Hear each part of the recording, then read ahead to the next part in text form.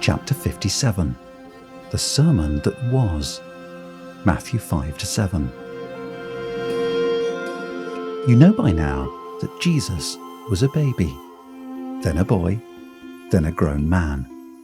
If you've heard other parts of the story to come, you know he died and rose again. You may know that he did miracles and walked on water and upset a lot of people. You know that he loved the lost and offered salvation to sinners. Jesus was a good shepherd, a disciple maker, and a miracle worker. But did you also know he was a preacher? He never wore a suit and tie. No one called him reverend or pastor. He never talked to people sitting in pews.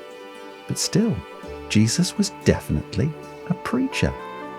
In fact, Jesus said the whole reason he came out to do ministry was so he could preach.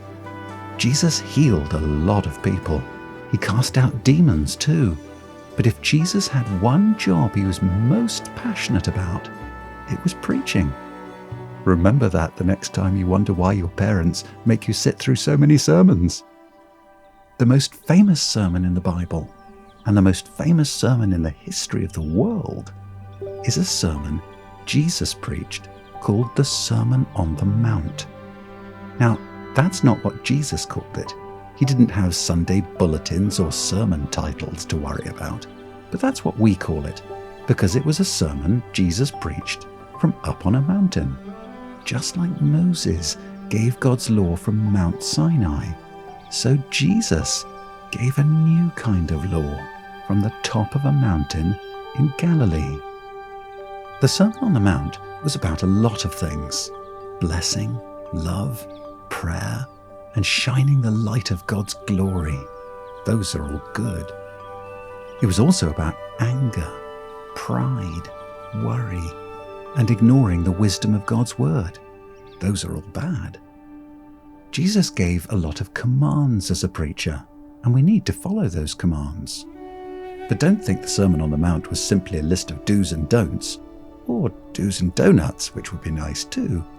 Unlike all of our sermons, the point of this preaching was actually the preacher. You will have blessing because of me. You will be judged by me. You must build your life on me. When Jesus preached, the sermons were most of all about Jesus. You know what impressed people most about Jesus the preacher?